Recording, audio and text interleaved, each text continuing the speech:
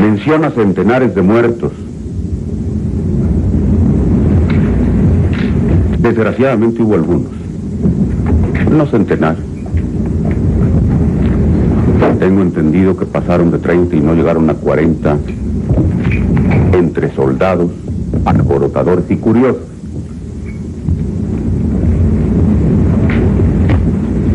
Se dirá que es muy fácil ocultar y disminuir, pero buen plazo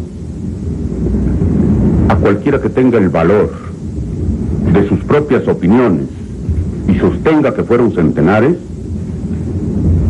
a que rinda alguna prueba, aunque no sea directa y concluyente.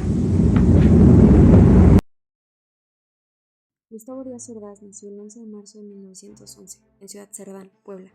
Su destino parecía marcado por la disciplina. Hijo de un ex jefe político porfirista, se formó como abogado en Puebla con una tesis sobre el recurso de queja. No era un improvisado, escaló cada peldaño del sistema: juez, vicerrector, diputado y senador. Su ascenso al poder federal se consolidó en la Secretaría de Gobernación bajo el mandato de López Mateos, donde se ganó la fama de ser el rostro de hierro del régimen. Llegó a la presidencia en 1964 con un apabullante 88% de los votos. Su gestión se centró en preservar el milagro mexicano. Bajo su mando, la economía creció a una tasa promedio del 6,8%, con una inflación baja. Modernizó la petroquímica, construyó el metro de la Ciudad de México y logró la devolución del chamizal. Sin embargo, este éxito económico convivía con una represión silenciosa pero constante hacia movimientos médicos, campesinos y cualquier brote guerrillero como los de Genaro Vázquez y Lucio Cabañas en Guerrero. El año 1968 cambió su legado para siempre. Lo que inició como una riña estudiantil en julio escaló debido a la inusitada ferocidad policial, y Díaz Ordaz percibió el movimiento estudiantil no como una demanda de apertura, sino como una conjura comunista para boicotear los Juegos Olímpicos. Tras meses de tensión, marchas multitudinarias y la toma de la UNAM por el ejército, llegó el 12 de octubre. En la plaza de Tlatelolco, el gobierno activó la Operación Galeana. El resultado, una masacre que, según archivos modernos, dejó decenas de muertos, miles de detenidos, fracturando para siempre la relación entre el Estado y la sociedad civil.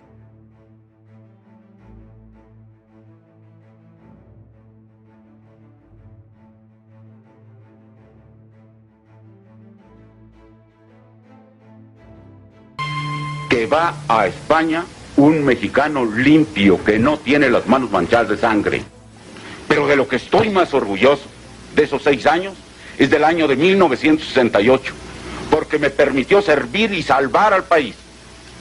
Les guste o no les guste, con algo más que horas de trabajo burocrático, poniéndolo todo: vida, integridad física, horas, peligros, la vida de mi familia, mi honor, el paso de mi nombre a la historia.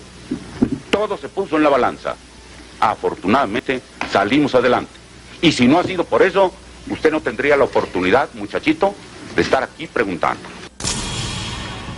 No estoy de acuerdo con usted en que hay un país antes de Tlatelolco y otro país después de Tlatelolco. Para mí México es México antes y después de Tlatelolco. Ese es un incidente penoso en la vida de un pueblo.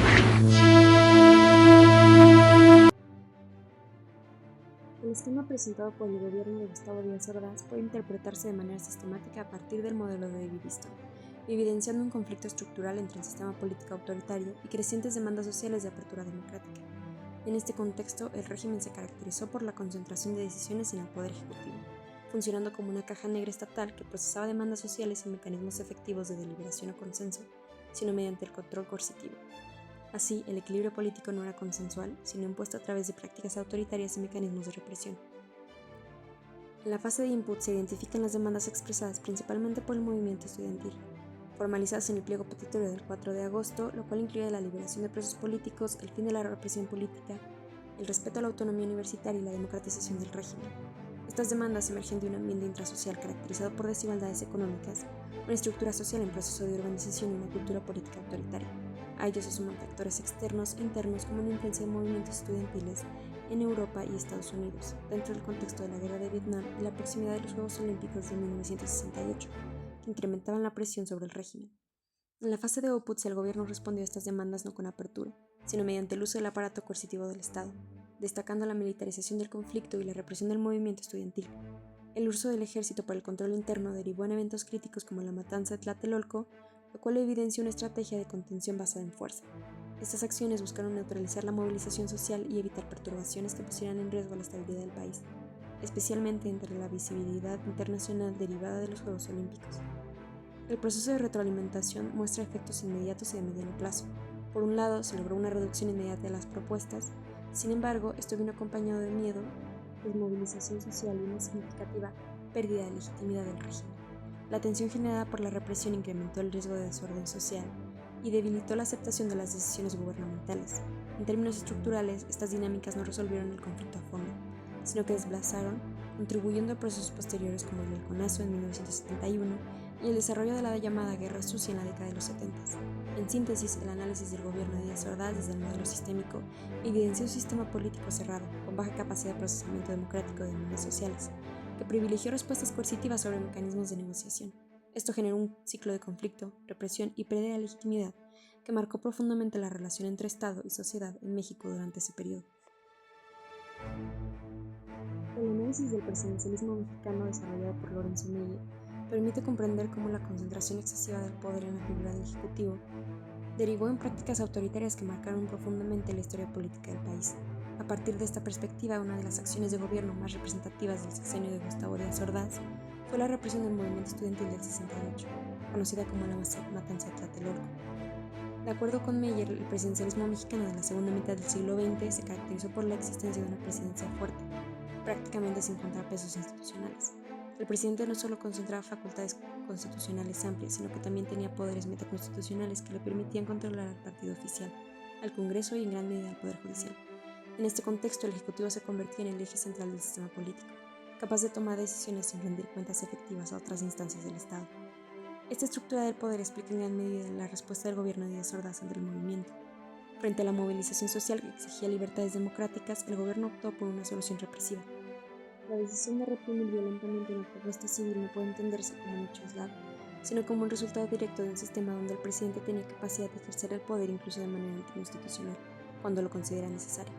Asimismo, Meyer señala que la violencia política formó parte del repertorio del régimen autoritario mexicano, especialmente cuando los mecanismos de cooptación resultaban insuficientes. La acción represiva del gobierno de Gustavo Díaz Ordaz durante el movimiento estudiantil del 68 es un ejemplo claro de cómo el presidencialismo mexicano opera bajo la práctica. La concentración del poder en la figura presidencial, la debilidad de las instituciones del control y la existencia de mecanismos autoritarios explican por qué el Estado recurrió a la violencia para preservar el orden político. El análisis de Pablo Casanova sobre la democracia en México permite entender que aunque el país optó formalmente por un modelo democrático basado en la división de poderes, en la práctica el poder se concentró en el Ejecutivo. Uno de los elementos centrales señalados por este autor es la inexistencia de contrapesos efectivos sobre los poderes. En el gobierno de Díaz Ordaz esto se evidenció en la represión del movimiento estudiantil, decisión tomada desde el Ejecutivo sin una oposición real del Congreso ni la intervención significativa del Poder Judicial. El legislativo funciona más como un órgano que legitima las decisiones que como un verdadero control del poder.